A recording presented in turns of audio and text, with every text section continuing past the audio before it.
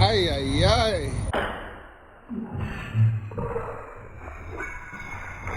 Alicia, get off my back. Alicia, Alicia.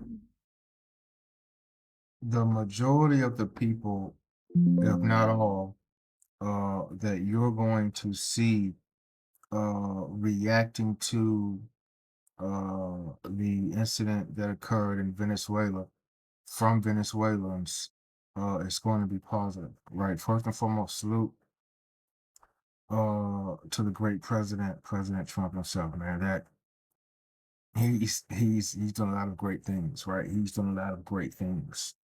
But I thought this was necessary for those individuals that are considering going to Venezuela. All right. So let's talk about how Venezuelans feel, right? Let's talk about how Venezuelans feel. Then I'll get to what you want to hear a little bit later. Charred military vehicles and buses were still smouldering at daybreak in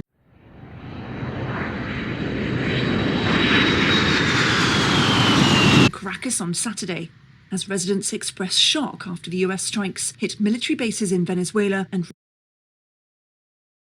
streets to defend our homeland, to defend ourselves. But excitement is in the air for supporters of the opposition, led by Nobel Peace Prize winner Maria Corina Machado outside the country. You see this. Let me say that again, right? For those that didn't hear it. Excitement is in the air, right? Excitement is in the air. Venezuelans all over the world, right? If they were not a supporter of President Trump, they are now. Venezuelans all over the world are happy for the latest developments with that individual that was in office, that quote unquote dictator. Uh, he was not good for the country. He was not good for the people. He was not good for the economy. He was not good for anyone that had anything to do with him. Everyone around here, all these Venezuelans, as you can see, they're happy. They're excited. They're ecstatic. They were dreaming and wishing for a day like this to come, and they were not certain this day would ever come. What was done was not only great for Venezuelans, but it was great for the world. And let's continue this. Venezuela! Venezuelans celebrated in Peru with people like Milagros Ortega talking of returning home. My dad, being a political leader in Venezuela, was able to see this change. He used to say, "Daughter, when you go back, when this government leaves, you'll return to Venezuela." And to know that my dad in his lifetime was able to see the fall of Nicolas Maduro, look, for me it's an emotion. I would like to see his face. You see those tears in her eyes? This just wasn't about American interests. This was about their interests as well. Their lives matter. Their emotions matter. Their family matters. Their future matters. Look at the tears in her eyes. What was done today was probably one of the greatest things that have ever been accomplished throughout American history. And I say one of them because there have been many, but this is probably the greatest thing that has ever happened in the past decade, the past 10 years, easily the past 5 years, without even giving it much thought. She's finally able to return home. Imagine leaving a country because of the government, the political landscape, and the great President Trump comes and saves the day, and now you can go home and see your family.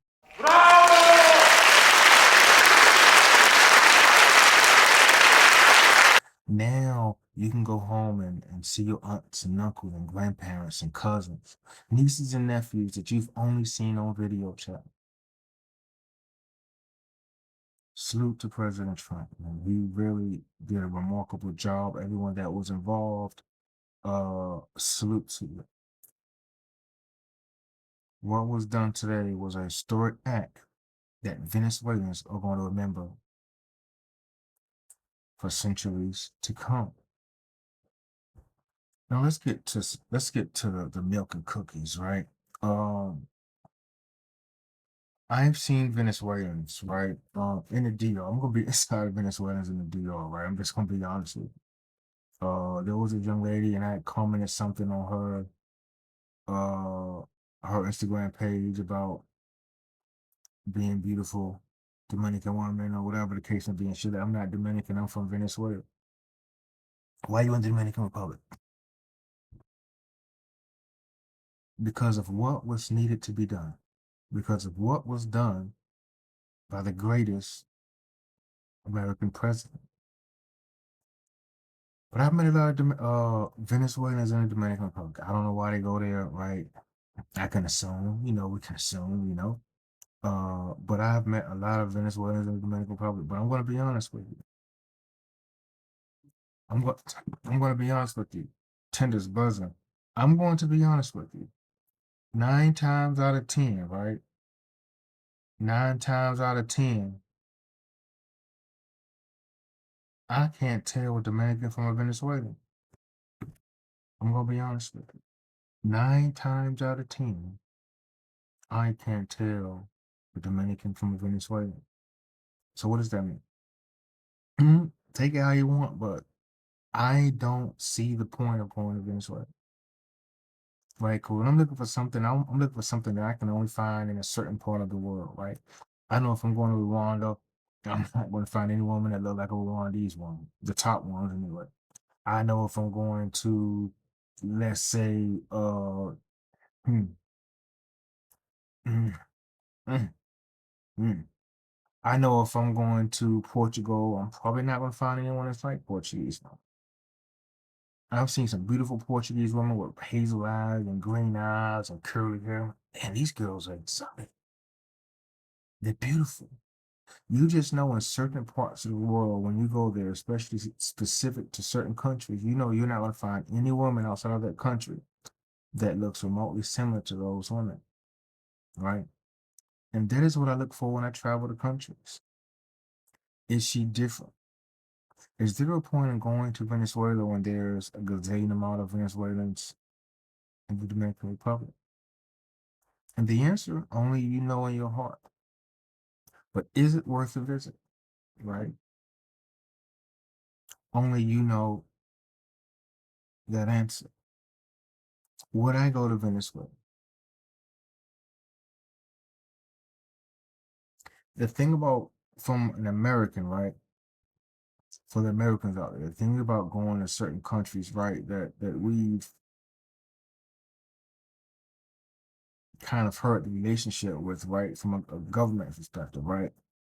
The thing about going to these countries, right, as an American, right, to the American guys out there, I would be scared of being detained.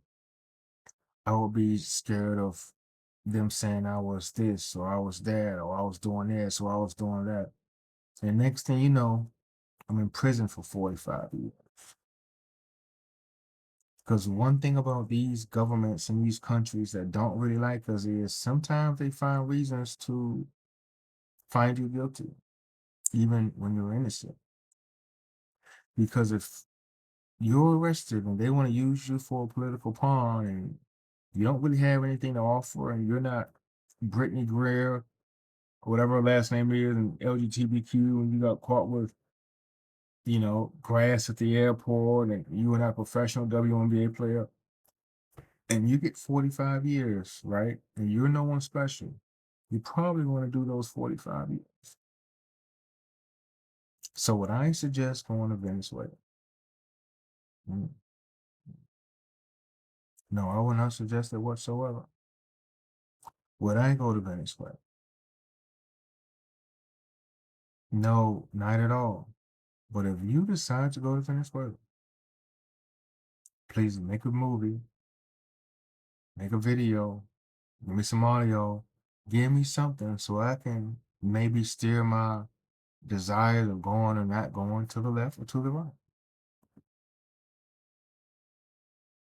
Venezuela, new president destroys Trump. Listen, she gonna come up missing. She she She needs to calm down for, you know, something bad happens to her, right? Before something bad happens to her. So let's talk about New York. Let's see what's going on in New York. As the helicopter carrying detained Venezuelan President Nicolas Maduro touched down at a heliport on the west side of Manhattan, Joanna Martucci, a Venezuelan American who fled her native country over a decade ago, was brought to tears. It's the best day of our lives. Did you hear that? I'm going to continue to let it play. We were hoping for this moment to happen for a long time, and we're just hopeful. It just feels so much relief and peace to finally see the guy that I left my country for be in there. You see those tears in her eyes? Did you see those tears in her eyes? Listen, Trump might have to run for a third time. I'm just going to be honest. He might have to run for a third time. The feeling of joy and relief emanated through the streets in lower Manhattan. This rally unfolding in Chinatown Saturday afternoon, hours after the U.S. carried out the large-scale strike in Venezuela. From the streets to community hubs, there was no shortage of celebration. At El Budare Cafe in Jackson Heights, amid the smiles, there was cautious optimism. Oh yeah, everybody's scared, but we have to celebrate now. Continue, to my Venezuelans all around the world, continue to celebrate. This one's for you. Look at that smile on her face. She probably hasn't smiled that way in 15 years. This one's for you. From a passport bros perspective,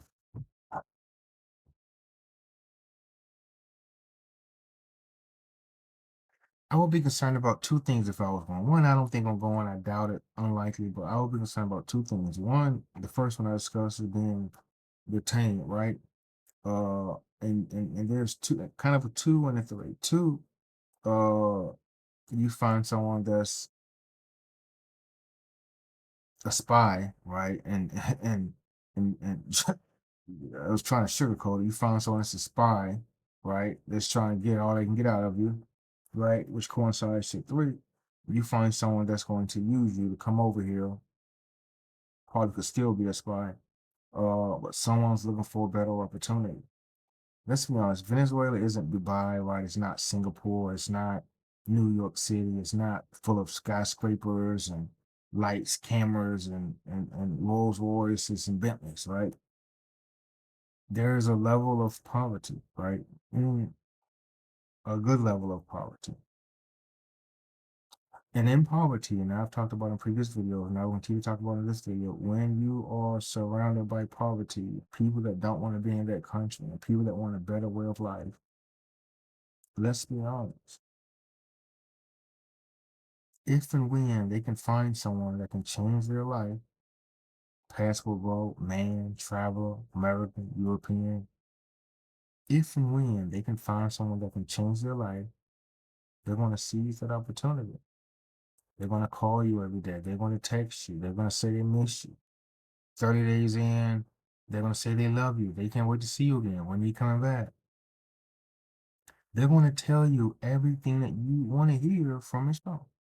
They're going to tell you everything you want to hear from a wife. They're going to tell you everything you want to hear from a partner in order for you to be so much caught in your emotions that you don't realize they're love bombing you. You don't realize they're using you. And next thing you know, you have this Venezuelan in your country that basically used you to get out of where she was at. And she's probably still a spy, but she basically used you to get out of where she's at. And people say, hey, this can go for anywhere. This can go for any country. That's true. And I've talked about this. When you find women in poverty that's trying to get out of poverty, they're looking for a way out. That's why you don't see a lot of guys saying, I'm going to the Netherlands, I'm going to Germany, I'm going to Spain, I'm going to Switzerland, I'm going to Sweden, I'm going to Luxembourg, I'm going to France.